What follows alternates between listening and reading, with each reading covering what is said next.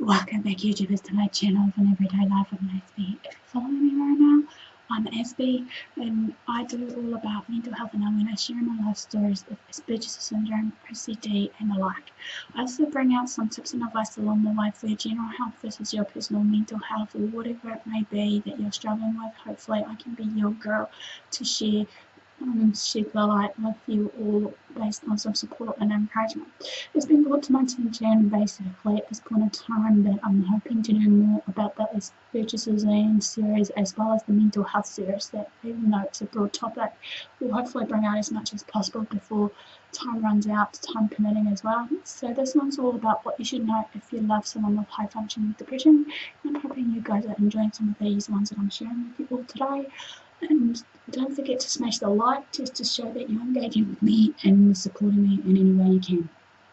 So let's begin. So I know everything may feel a lot harder when you're dealing with high functioning depression, including relationships and just your everyday living in general, for the ones that do tend to take life for granted. For example, that many of us with depression may find it an everyday struggle to get out of bed, may find that brushing our teeth, combing our hair, showering and everything else is a chore for us and not just a normal everyday routine instruction. People with depression tend to find it hard to concentrate or even to function normal on a daily due to the wiring of the brain. Depression for me is like I shared with you all on one of my videos, which I'm hoping to link up. Just like a black dog with a shadow following me around all day, or even a dark cloud hanging over me and won't forever disappear. Depression comes unannounced and uninvited to whoever and whatever situation I'm in, and I'm sure that the others who has this condition will forever agree to how and what they may feel, even though everybody with depression will, experience it differently in their world. Experts in the medical profession, however, says that the condition often isn't noticeable to most people because those who experience it tend to mask it very well. This actually makes the disorder really difficult for their friends, family, partners, work colleagues, and whoever else that they socialise with deal with it. He's hesitant to speak up in the first place. The symptoms that are aligned with those of depression will include the following of irritability, extreme sadness, and now and again they'll have their highs and their lows. But the average observer wouldn't necessarily know it based on how the sufferer is acting or the person with depression is acting. Luckily today, knowledge is power, like any other day. Education about mental health issues helps people who don't experience them understand the disorders a little bit better and clearer, especially through the social medias now that has been showing out messages with signs and symptoms and whatever else.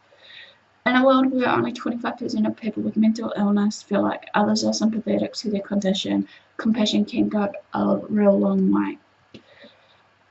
A site has asked Facebook communities to share some truths they wish their loved ones knew about high functioning depression. However, there are at least, what I'm sharing with you, 16 or more statements from the Facebook community group that share what it is like, and here's what they have to say.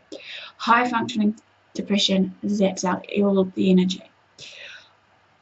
Number one was, I wish my fiance understood that some days I can't turn my depression off. I can't always just get out of my bed immediately and take on the day like he does. I need to motivate and really push myself to do so, and it takes a great amount of effort and time. Number two, just because the condition is hard to see doesn't mean it isn't there all the time. I may seem happy and I'm able to joke around with you, but when I get home the mask comes off and I can't forever function beyond basic necessities. Everything is difficult. Number three, sometimes it stands in the way of social gatherings. I want them to stop demanding that I attend every party with them because they need to know that I want to sometimes be alone. 4. Other times it helps to stay distracted. For me, it is having to be busy all times. The point is to mentally exhaust myself so the bad thoughts don't creep in as I lay in bed each night. 5. The condition isn't anyone's fault. I will tell you when I'm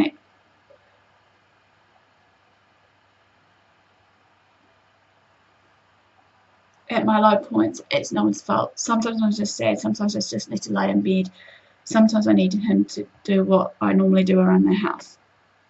6. There's often no explanation for why it's happening. I wish my partner knew that there is really, if ever, a specific cause to my depressive states. I don't have a tangible answer to the question of when you ask me what's wrong. 7. It feels like an internal battle. Basically, it's like an argument between my heart and my brain. While I'm crying my heart out, my brain thinks, what the hell is wrong with you? Look at how great things are, and my heart says, if you can't figure out, we're going to die. That's what it seems like when, for no obvious reason, I find myself in a total emotional meltdown. 8. High-functioning depression is unintentionally isolating. I wish you knew that I don't wish to shut him out. I just don't know how to let him in. 9. An affectionate gesture can go a long way. 10. I just need to be held and then left alone for a while. What I'm feeling is if I'm underwater and my lungs can't get enough air. 11. It's hardly in a person's control. 12. I wish my partner understood how little control I really have over my depression. I can do every little thing correctly, eating right, taking care of myself, exercising daily, centering my mind with yoga, and all it takes is just one trigger to undo all the work that I've done. 13. You're not doing anything wrong. 14. I wish you knew that even though he is the most amazing man I've ever met, there is this piece of me that is broken, and it has nothing to do with him. He could make me smile every day, but as soon as that switch gets flipped over, I'll have a really hard time being able to pump on the brakes on my depression and anxiety. 15. Your support is so important. 16. I wish you knew how overwhelming being sad during a depressive state really is. Sometimes it would be really nice to get a hug instead of just the cold shoulder of being left alone and being ignored, because it is difficult to understand. Support is worth more than words could ever say. To end this, the bottom line is don't forever give up on someone who has high-functioning depression. As I said, support goes a long way, as well as your love for that person, and compassion, understanding, empathy, and more is more important than any other.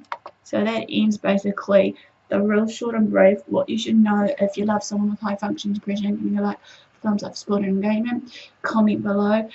Feel free to follow me on my social media sites. Feel free to share these videos around. Feel free to also subscribe if you haven't done so. If you haven't turned on the notification bell, please do so you know when the new content is coming up. So enough for the day, guys. Thanks for the support. Thanks for watching. Do what you love, like we do. Until next time, Aspie signing out.